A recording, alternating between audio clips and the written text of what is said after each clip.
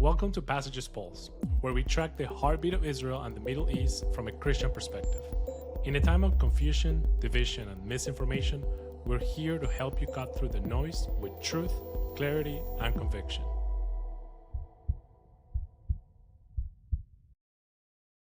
Hi, everyone. Welcome back to the Passages Pulse. Today is Wednesday, December 17 at approximately 11 a.m. Eastern Time. My name is Josiah McGee. I am one of the co-hosts of this podcast. I am without my usual co-host this week, Sebastian Para, who is starting some time preparing for the arrival of a new baby. Very excited for him, but sad to miss him this week.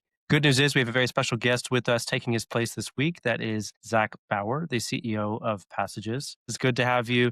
This is his first appearance. So welcome, Zach, for your first appearance on this podcast. Great to be here on Passages Pulse with you, Josiah. Thanks for having me on. Of course.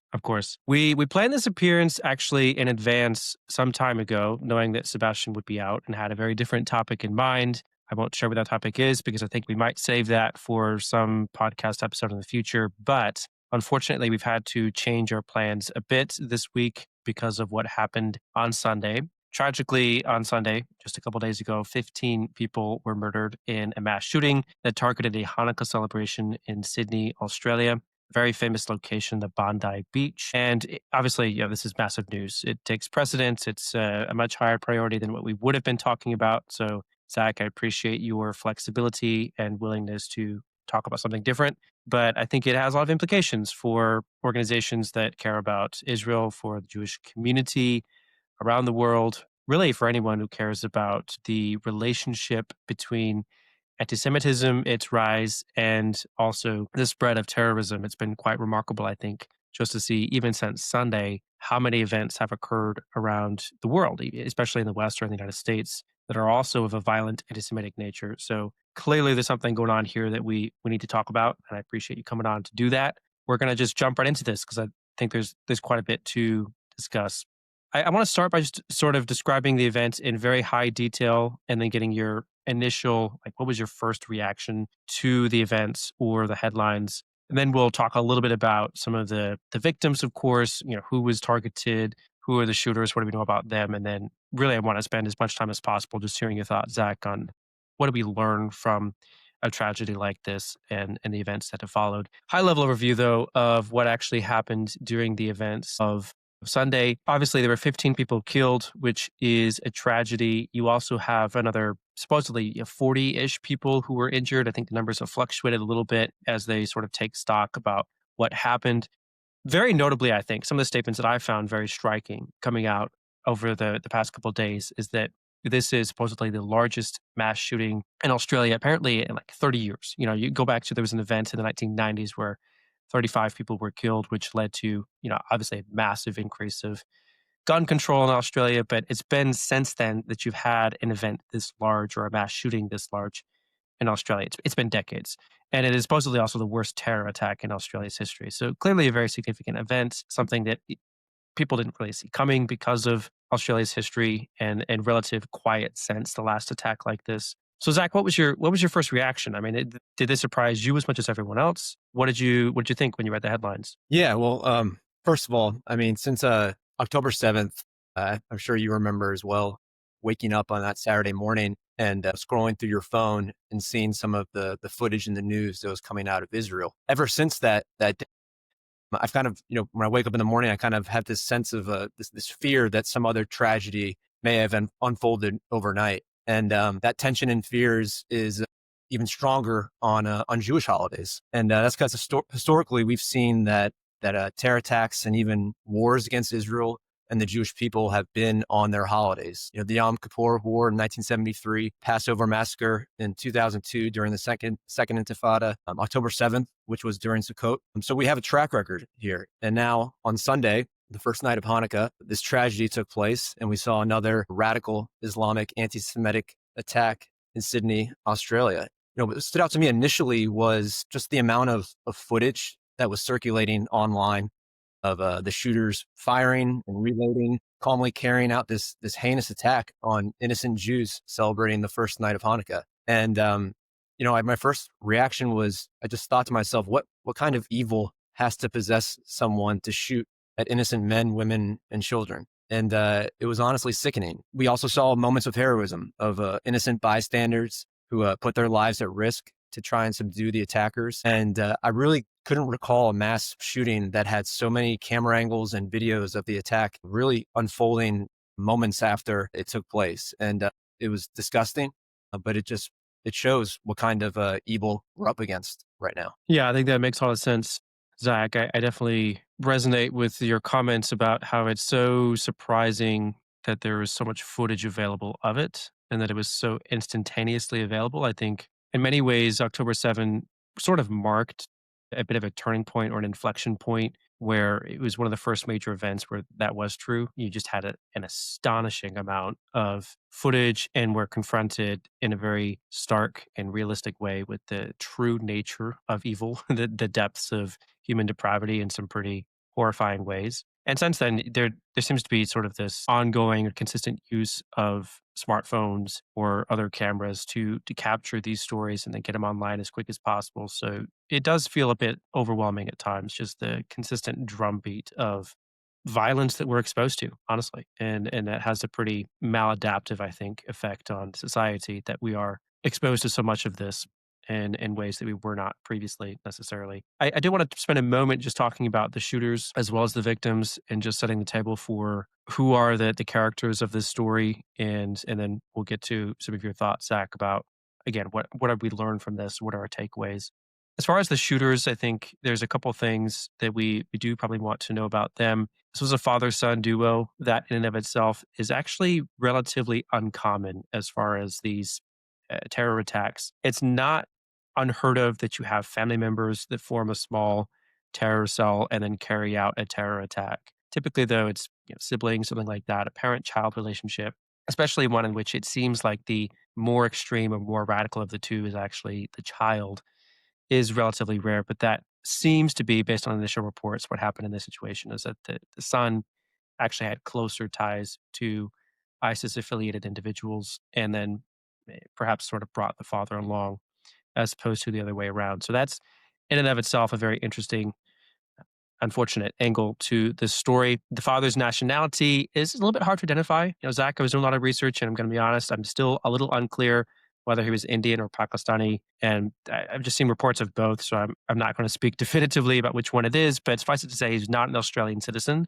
That is an important detail, I think, to the story. The son, however, was an Australian citizen. Interestingly enough, however, it was actually the father, who was not a citizen, who had the licenses necessary to purchase and carry the weapons used during the attack. Australia does have pretty strict gun control laws, although some would argue that they've been lessened actually over the past couple decades. But despite that, the father did have the necessary licenses or approval to purchase the weapons used. Very important detail was that the son was previously suspected of association with extremists, more specifically, individuals who may be affiliated with ISIS. He was deemed not a threat after a months-long investigation. And basically, the determination by the Australian authorities or security officials was that he had bad friends, but was not necessarily prone to violence. And so it was okay to remove him from a list of potential threats, which we could talk all day long about that. I'm sure we'll get to that later in the conversation, Zach, about whether that was the right choice or not. The one thing I do want to just close with as far as remarks about these two shooters and who they were is that they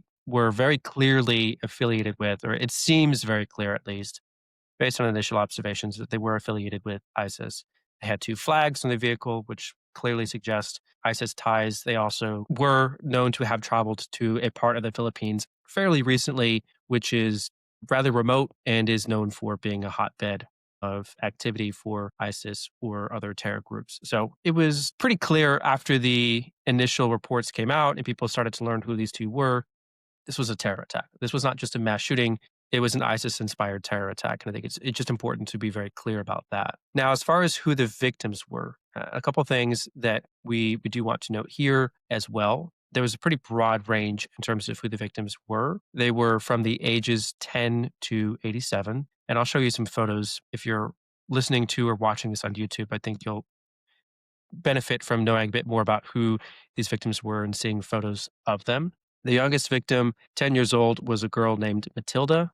By all reports, was a very lively, energetic, very happy child who was obviously loved spending time at the beach and was very happy to be there for celebrations, had her whole life ahead of her, and clearly did not anticipate being shot at this holiday celebration. One of the other victims who represents sort of the other extreme end of the spectrum in terms of age of the victims is an 87-year-old man named Alexander, and he was killed apparently trying to shield his wife from the gunfire. So his story is one of multiple stories of heroism that took place on Sunday.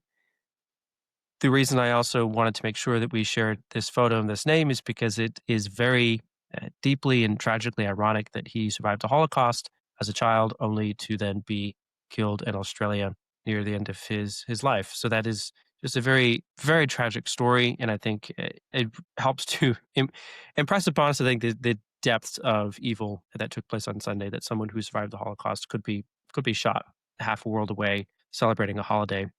I also wanted to make note of, I think, a very important story that has come out. And the one perhaps silver lining of this story is that there were heroes on that day, not just Jewish individuals who stepped in front of a bullet to spare their spouse or a family member, but also a non-Jew who acted very heroically on that day. The individual specifically that I'm thinking of is a man in his 40s. He was a fruit shop owner by the name of Ahmed. He is on video, and I'll play that in a moment for you so you can kind of see what he did. But this was an individual who, again, he's not Jewish. He's no real obligation to the community in a communal sense, only a human obligation to do what is right that drove him, from what we understand. And I think you will want to see the video of what he actually did to protect his Jewish neighbors on that day. So I'll play this video for you as well, and we'll try to make sure that this is in the show notes if you want to go back and review later.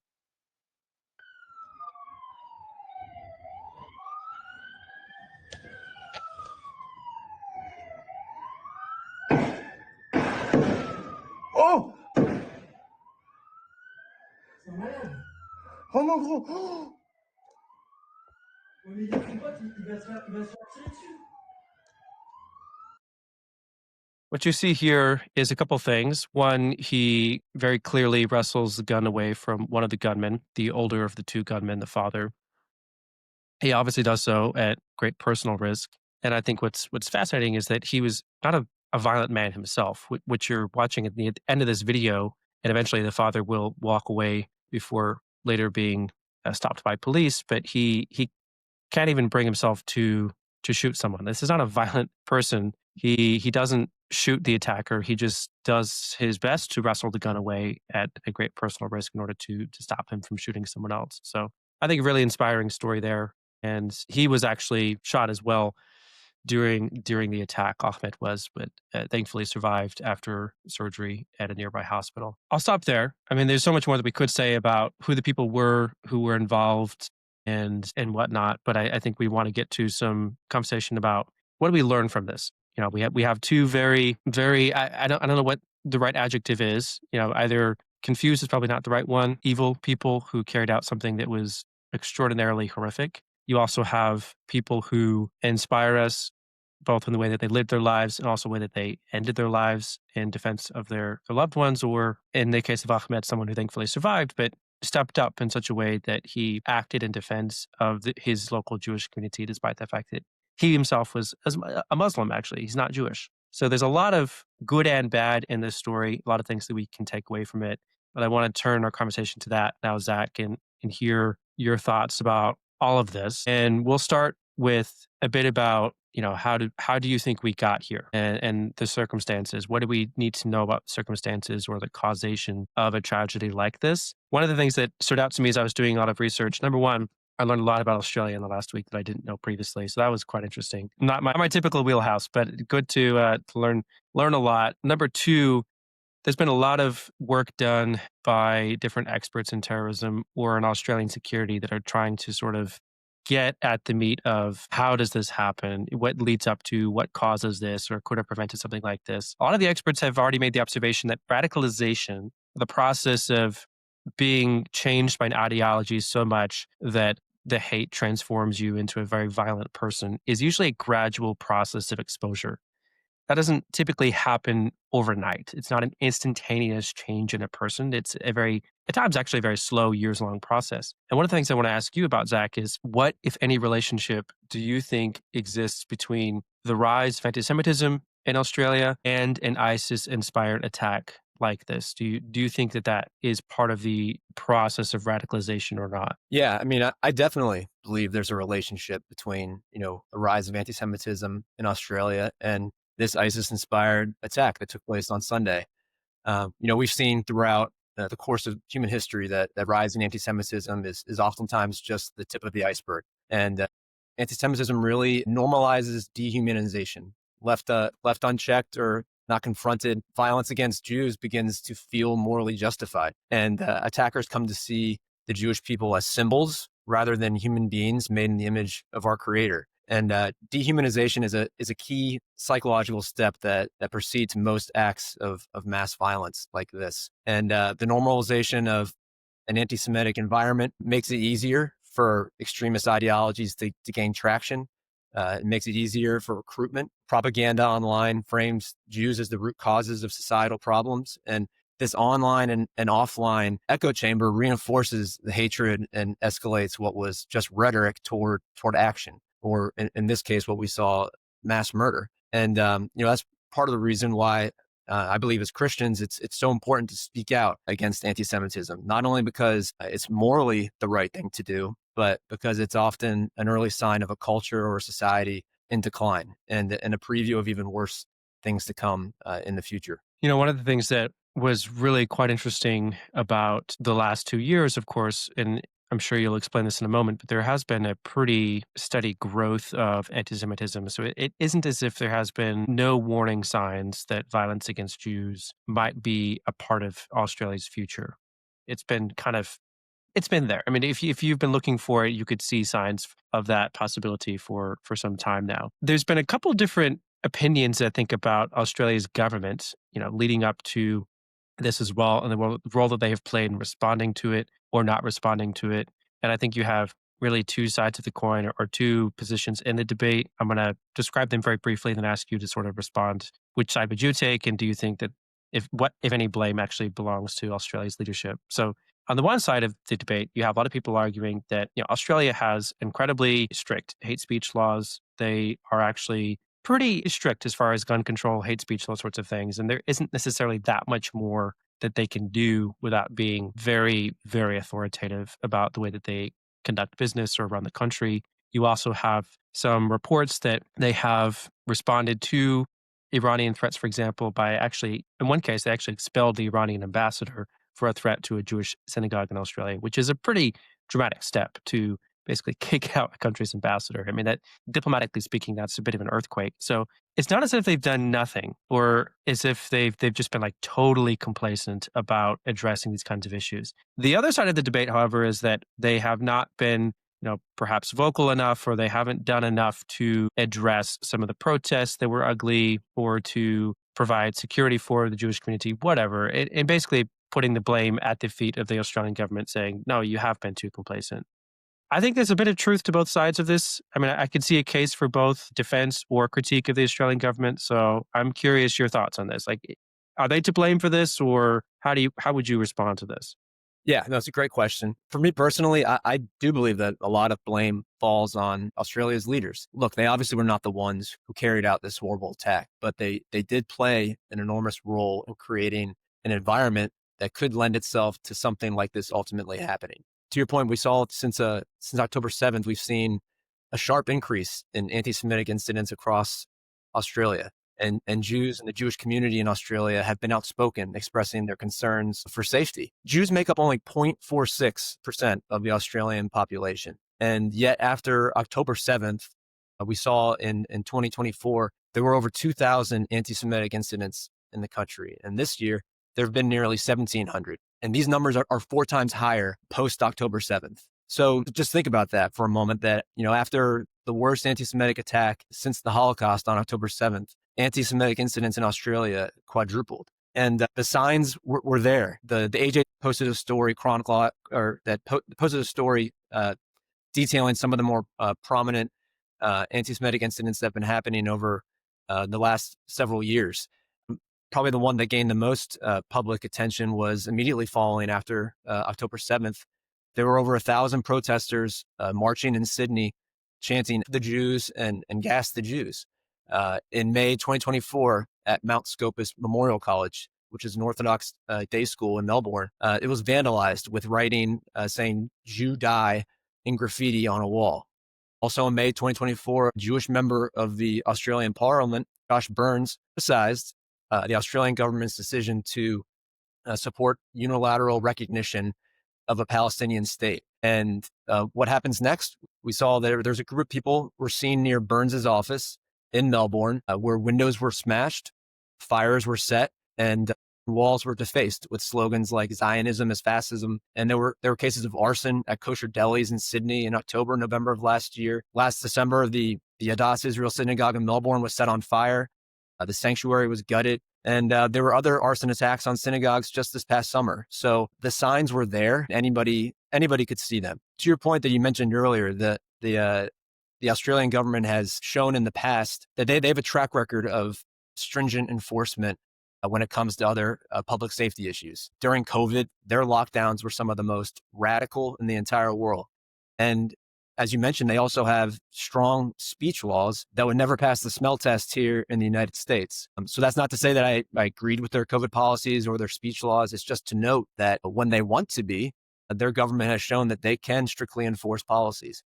But in this case, when it came to condemning and demonstrating that there will be ramifications for anti-Semitic acts, they failed to do so. And it led to an environment that ultimately had this tragic tragedy happen on Sunday. Sure. Yeah, it's really been a fascinating development, I think, to watch what's happening in Australia.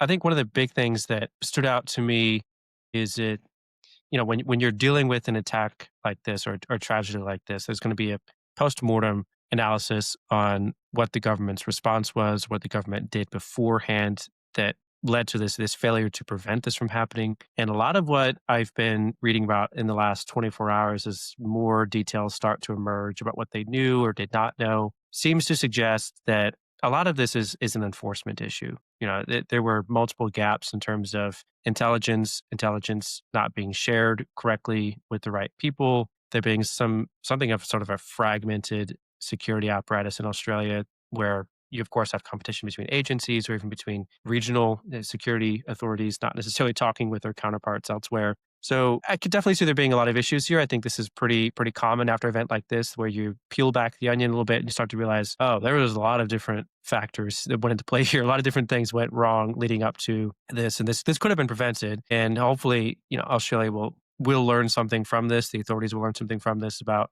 the importance of updating perhaps their counterterrorism practices and policies so that this doesn't happen again. Because it doesn't necessarily seem like something that requires additional, legislation to solve the problem, but perhaps just better practice, better policing, better coordination between the police and intelligence agencies, and better enforcement of the different laws in the books regarding terrorism and even the gun control laws, perhaps having been enforced more strictly might have prevented this. So a lot that goes into that. I'm not going to get too deep down that rabbit trail, but yeah, I think there's a lot more that the government, in hindsight, could have done. Hindsight is 2020, and hopefully they'll learn and do more in the future. I do want to just take a step back from Australia, though, because I think it's easy to sort of point fingers because right now they're the ones in the middle of it, but it also seems a little bit callous to sort of kick someone while they're down, for lack of a better turn of phrase.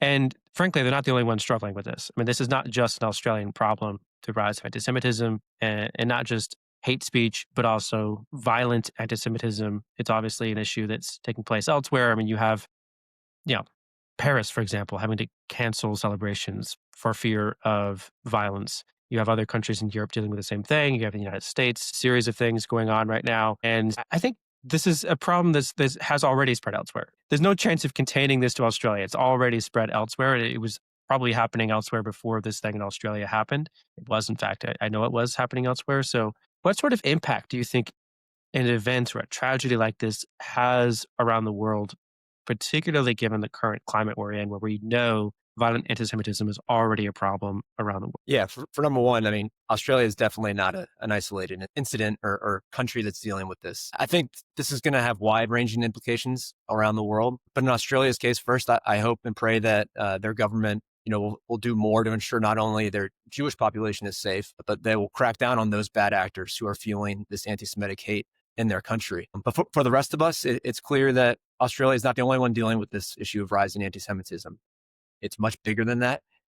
Western nations across the world, including the United States, we're seeing the results of years of mass migration from predominantly Muslim countries. And in Manchester, England, we saw another radical Islamic anti-Semitic attack this past October. As you just mentioned, Paris announced that they're canceling Christmas celebrations out of concerns and safety. Even just this week, I believe it was yesterday, we saw Jews harassed on a New York subway system. And we could go on and on noting the different anti-Semitic incidents across Europe and the United States. But until we acknowledge what the underlying problem is, we're going to continue seeing this problem grow and expand. Western civilization is based on the tenets of freedom of speech, freedom of religion, freedom of expression. And when you import populations who do not espouse or assimilate or adhere to those values, there's inevitably going to be conflict. And that's what we're seeing now play out across the Western world. Right now, I think, Europe is probably Europe is 5 to 10 years ahead of what the United States will be like. And in terms of the situation they're dealing with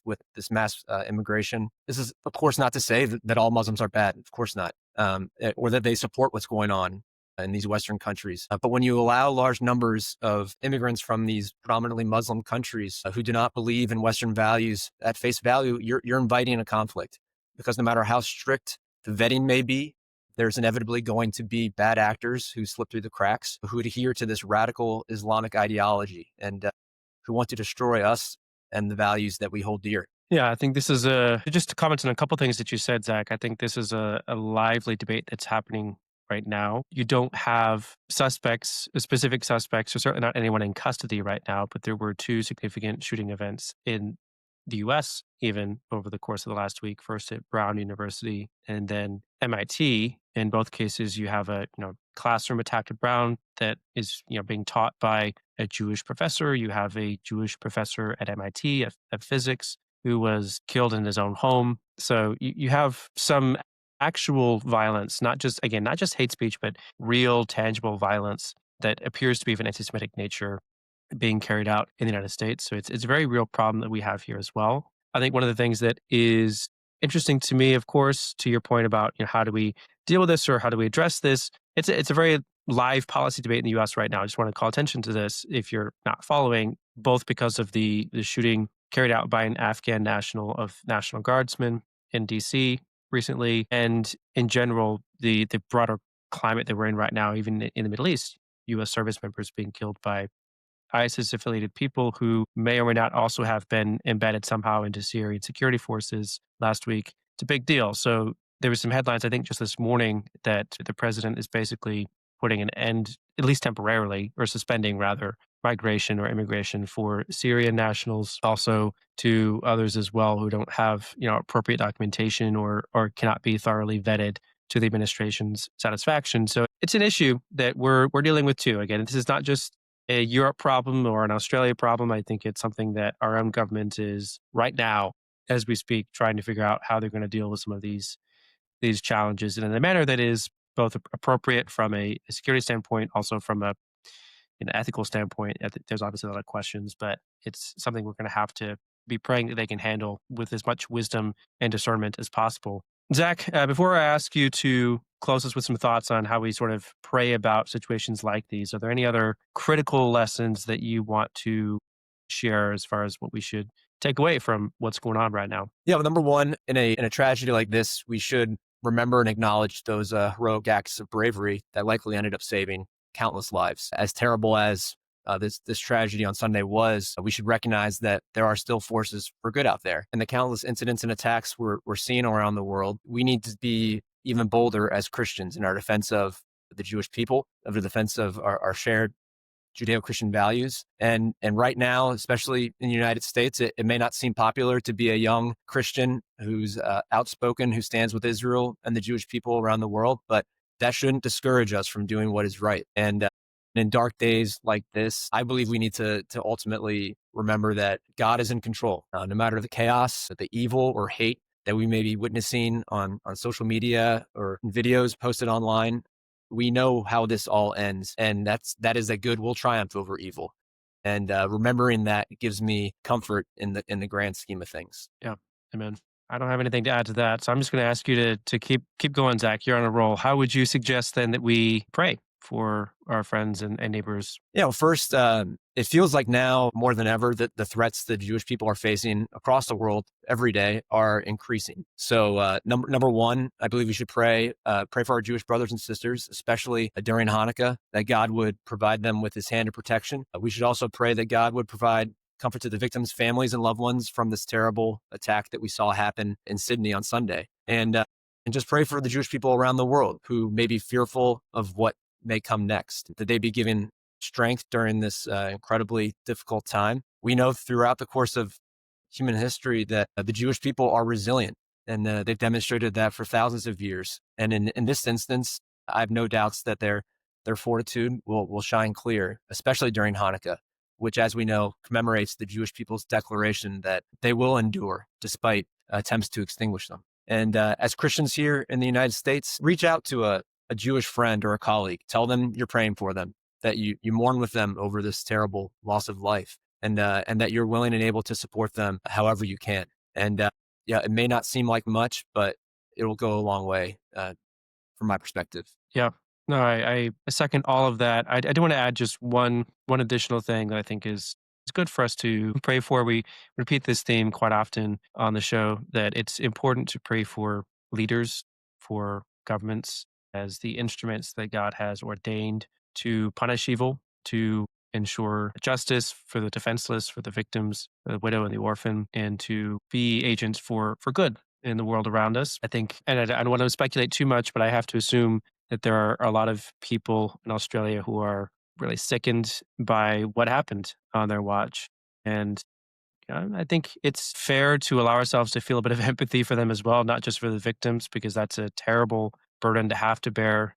Israel knows this as well, having a series of leaders who watched October 7 happen on their watch as well. So it's important to be mindful of their own need for some divine intervention in this moment, to strengthen them and to give them the courage and the perseverance to follow through, to take accountability, to do what's necessary to help the victims and to ensure that this doesn't happen again. It's also important, I think, to pray the same for our own leaders in the United States. And we've also seen multiple attacks or violent incidents, thankfully, nothing to that scale recently, but if it can happen in Australia, it can certainly happen here as well. And praying for our own leaders to have the wisdom and, again, the strength, the endurance to fight this evil, I think is very important for us as Christians. So just want to tack that on there at the end, something else that we can be praying for. And thank you so much, Zach.